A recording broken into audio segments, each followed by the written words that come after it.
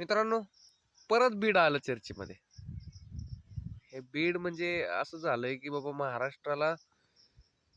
महाराष्ट्रामधलं ते एक कॅन्सर झालेला आहे, कॅन्सर. काय म्हणजे त्यांना समजना झालंय, की बाबा काय करतोय आपण, काय नाही. आणि आपण करून वरून आपण आपल्या जिल्ह्याची बदनामी पण करतो. आता हे काय झालं, की बाबा बीडमध्ये ते खून झाला. त्याच्यानंतर ते 6-7 जण, 8 जण, 9 जण काय असतील ते अटक झाली. पोलिसांनी त्यांना अटक केली. मुख्यमंत्र्यांचं पण त्यात काय चुकत नाही, गृहमंत्रालयाचं काय चुकत नाही. त्यांनी त्यांना चांगला तो कावत वगैरे काय असेल तो तो अधीक्षक वगैरे पाठवला. तो एकदम ओके सगळं झालं. इकडून पश्चिम महाराष्ट्रातून एक माणूस जातो तिथं बीडमध्ये. म्हणजे असं आहे का बाबा, की पश्चिम महाराष्ट्रातला माणूस लयच हुशार आहे, ते तिथं आला म्हणजे ती तुम्ही न्याय देणार वगैरे वगैरे, आणि ती कावत वगैरे आहेत, ती काय येडीच आहेत. असं नाही ना.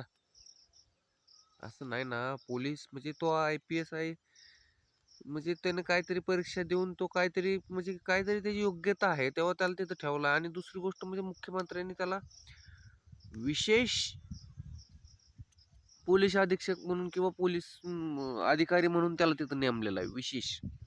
कारण बीडमध्ये खूप घटना घडतात. बीड ही गोंधळ चाललाय, हे चाललंय. संतोष अण्णा देशमुखांचं प्रकरण झालं तेव्हा खूप गोंधळ झाला.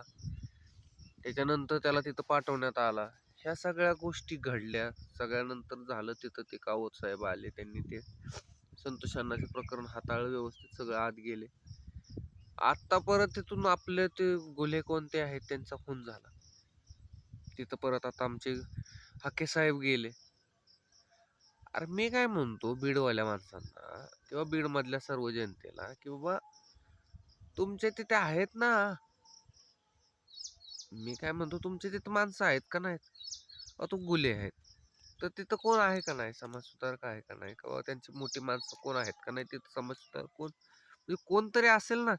तुम्हाला जर इकडून पश्चिम महाराष्ट्रातून किंवा दुसरीकडून कुठला माणूस जर बोलवायची वेळ असेल तर येत असेल, आणि दुसरीकडून येऊन माणूस तुमच्या जिल्ह्यामध्ये विनाकारण द्वेष पसरवत असेल किंवा विनाकारण काहीतरी गोंधळ घालत असेल, आज तुम्हीच लक्षात घ्या, त्या माणसाचा एक तर मृत्यू झालाय. मृत्यू हा सुखानं होत नाही, कोणतीही गोष्ट सुखानं होत नाही. तो माणसाचा मृत्यू पण सुखानं झालेला नसेल. त्याच्यामध्ये भले ते कोण सोनवणे साहेब आहेत त्यांचा मुलगा असेल, ठीक आहे ना. सोनवणे साहेबांचा मुलगा असेल तर त्याची पोलीस चौकशी करतील, पोलीस त्याला शिक्षा देतील. वाल्मिकांना कराड आज कोट्यवधीची संपत्ती होती, आज पिठलं भाकरी खात आहे.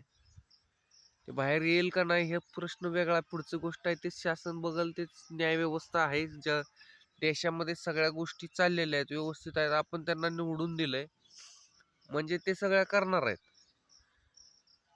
पण हा माणूस कोणीतरी येतो आणि हा उगाचच येतो आणि उगाचच काहीतरी वाचाळ वगैरे करतो, की बाबा असंच करेल तसंच करेल. अरे काही नाही कोण करू शकत.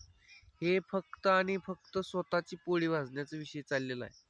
उद्या काही दिवसानं असं दिसेल, की तो कोण जो लक्ष्मण हाके आहे तो येईल आणि तुमच्या तिथं उभा राहील म्हणून मी तुमच्या त्या ह्याच्या वेळेस आलो होतो, मी ते कलन तुम्ही येन ते. आता फक्त त्याचं काय चाललेलं आहे माहित आहे का? फक्त माणसं गोळा करायचं काम चाललेलं आहे. किंवा उद्या पुढे जाऊन विधानसभा लागेल, राज्यसभा लागेल, विधान परिषद लागेल, हे लागेल, जिल्हा परिषद, या गोष्टीमध्ये त्याला कुठंतरी स्वतःचं स्थान निर्माण करायचं किंवा तो फॉर्म भरायचा आणि माझी एवढी मतं आहेत ती मग मग मला एवढे पैसे द्या. हे फक्त जनतेचं भांडवल करायची काम आहेत ह्या लोकांची. जनतेनं त्यांच्याबरोबर नादी लागणं आणि हे करणं म्हणजे म्हणजे एकदम मूर्खाचं काम आहे रे. आपले काम धंदे बघा, सगळे बघा. ते राजकारण लय वंगाळ आहे. अजितदादा सांगून गेलेत, राजकारण लय वंगाळ आहे. आणि खरी परिस्थिती आहे रे. आजकालचं राजकारण तुम्ही बघताय ना, मागच्या 4 दिवसापूर्वीची गोष्ट तुम्ही बघताय, तुमच्या नजरेसमोरची गोष्ट आहे. ते 6 खासदार फुटले, ते गेले, ते झालं, म्हणजे खूप ढासळ आहे, खूप स्तर ढासळ आहे. आणि तुम्ही जर त्याच गोष्टी करत असाल, तुम्ही सांगा आज तिथं जे 1000 माणसं होती, त्या 1000 माणसांचं काय प्रेमच असेल का बरं त्या गुन्ह्यांवरती? नाही असेल का? कित्येक वेळा हाके साहेब गेले होते तिथे, ते काय त्या गुन्ह्यांना भेटले होते का? नाही. मग का? तिथं का आता का गेले?